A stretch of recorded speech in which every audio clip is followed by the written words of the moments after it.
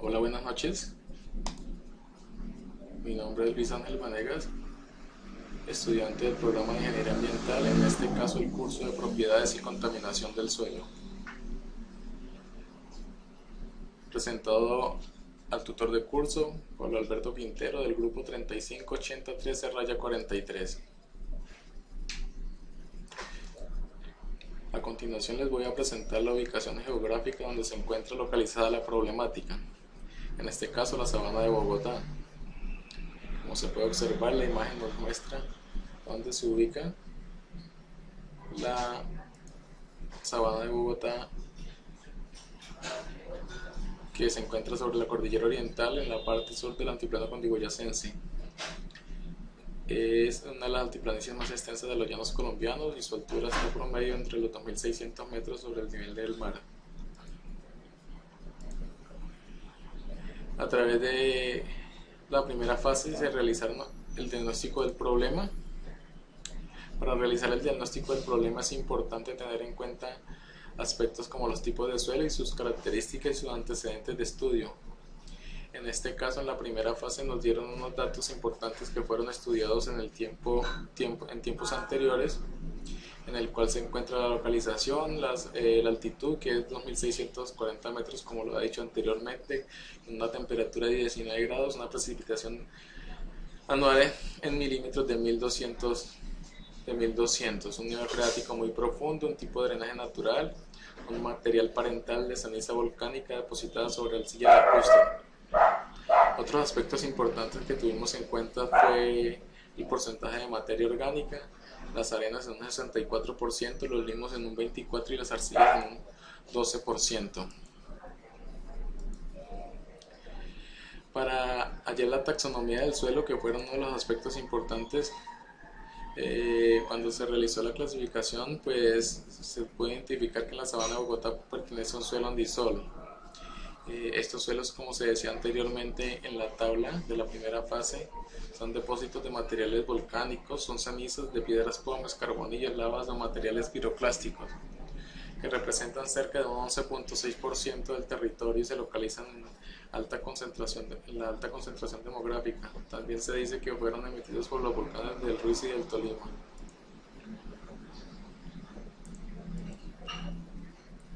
Como se puede observar en esta gráfica o en esta imagen, se puede ver el orden del suelo. En este caso, el orden del suelo es un andisol con el grado de evolución que se encuentra desde el 1 hasta el 4, lo cual nos indica que tiene un grado de evolución bastante amplio en cantidad de años. Los años son un factor determinante para tener en cuenta las propiedades del suelo.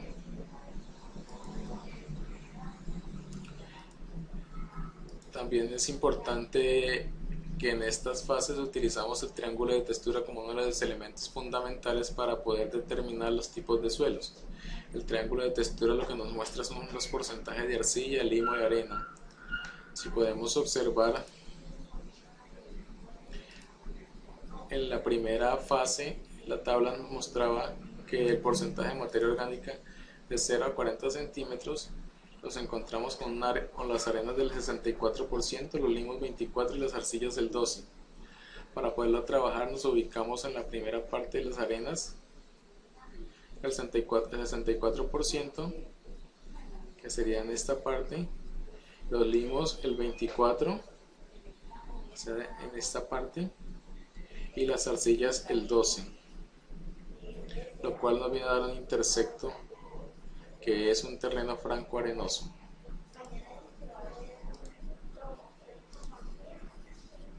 Otro aspecto importante que tuvimos a la hora de determinar qué tipo de suelo era el pH.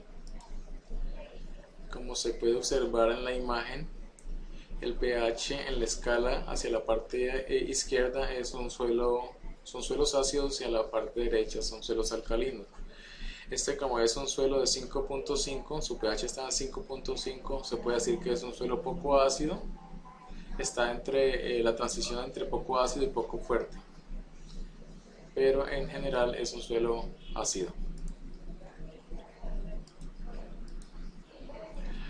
Acá pudimos realizar o se pudo realizar un cuadro comparativo entre Los dos tipos de suelos que eran los posibles candidatos encontramos el andisol y el molisol. La diferencia es que los andisoles pues, son derivados de las cenizas volcánicas y poseen excelentes propiedades físicas como el drenaje, la buena fertilidad, la acumulación de materia orgánica humificada, la presencia de arcilla alófana. Los hacen suelos muy buenos para la agronomía.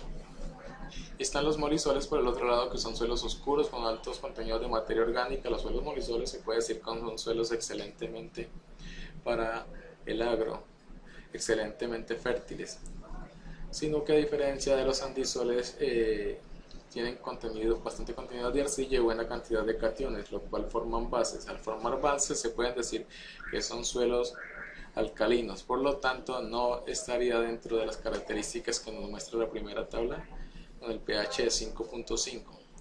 Por lo tanto no es un molisol, es un andisol.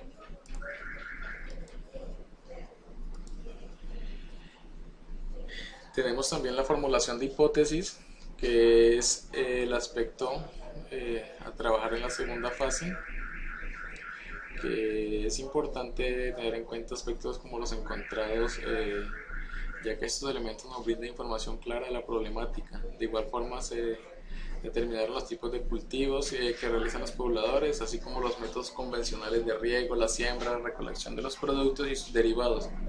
Otros aspectos que tuvieron en cuenta fueron los niveles de pH, el material parental, la altitud, la pluviosidad y otros elementos previos que estos nos determinaron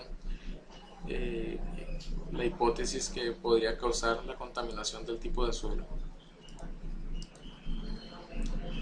Dentro de la formulación de hipótesis de los elementos estudiados, tuvimos que tener en cuenta actividades agrícolas que pueden ser una de las generadoras de la problemática. Están las actividades industriales y tenemos los residuos domésticos. Dentro de las actividades agrícolas encontramos el riego con fertilizantes inorgánicos, los pesticidas, el estiércol, las calizas y sobre todo las aguas residuales depuradas. La generación de energía eléctrica también es uno de los factores que pueden contaminar el suelo. Las centrales térmicas que usan el petróleo pueden ser fuertes generadores de plomo. Y las actividades industriales, por lo general, son las principales generadoras de contaminantes y de metales pesados en este caso. La fabricación de baterías pues, produce por lo generalmente el plomo, que es el contaminante principal encontrado, así como el arsénico y el cadmio de otras actividades industriales. Los residuos domésticos también, aproximadamente un 10% de la basura pues viene cargada de metales, lo cual contamina las aguas subterráneas. La incineración también puede ser una problemática, las cuales se liberan los metales volátiles que pueden contaminar los suelos después cuando caen las precipitaciones. Dentro de la propuesta de la solución del problema, nos decidimos trabajar en la última fase con la electroremediación. Que la electroremediación es una técnica muy utilizada en los países como los Estados Unidos. Esta técnica está fundamentada o consiste en utilizar unos cátodos que capturan los contaminantes inorgánicos. Esto funciona a través de un ánodo y un cátodo, que como se puede ver en la imagen, estos atraen las cargas de los elementos contaminantes como el plomo, el cobre, el cadmio, el cloro. A través de esto se entierran los cátodos en el suelo y con una fuente de poder de corriente alterna se alimentan para generar el campo eléctrico.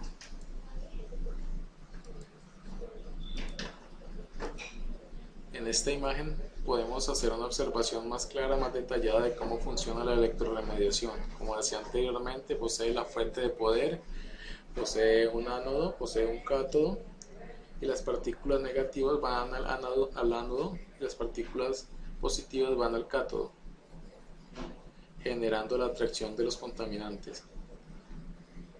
Y obviamente hay que magnetizarlos con la fuente de poder de corriente directa.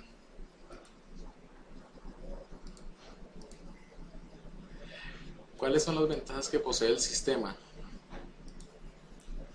Una una de las ventajas es la remoción de los compuestos orgánicos, que se ha demostrado ser eficiente en diversos tipos de compuestos, en este caso los orgánicos. La remoción de compuestos inorgánicos también es muy eficiente para realizar esta técnica. Factibilidad de aplicación en suelos. Esto pues, se puede decir que se puede aplicar en diferentes tipos de suelo esta técnica. El estado del suelo después del tratamiento, pues dependiendo del tipo de suelo, puede requerirse la regeneración, la fertilización y la adición de materia orgánica, o sea, con el objetivo de recuperarlo. Como conclusiones generales, se puede decir que se identificó la problemática en la sabana de Bogotá sobre los contaminantes llamados pesados, como el plomo, el arsénico, el cadmio y elementos de traza.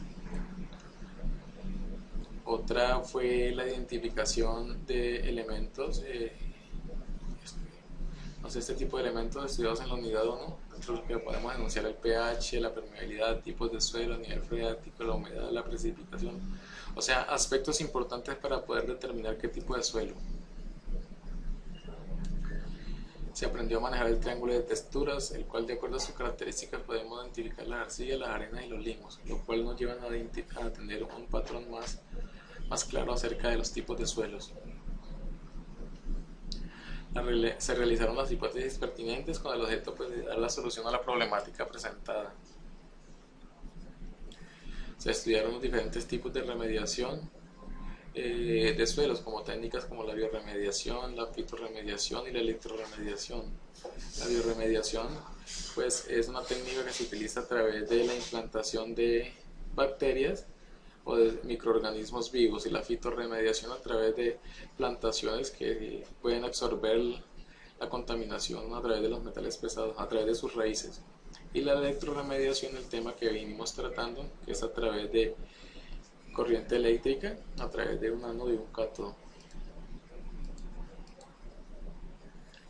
Como recomendaciones, se puede decir que es importante que las autoridades ambientales y gubernamentales realicen diagnósticos y revisiones permanentes al monitoreo de los ríos. Educar a los campesinos en buenas prácticas de cultivo, como el riego, para realizar las mencionadas actividades agrícolas, pues es importante que tengan en cuenta esto. Sancionar las industrias a las personas que desarrollan actividades que alteran el ecosistema, realizar estudios previos a la tierra, esto pues con los campesinos para poder realizar las siembras adecuadas, y pues ojalá coordinarlos con apoyos como el ICA o las entidades encargadas de vigilar que todos los suelos estén y los productos dentro de sus normativas.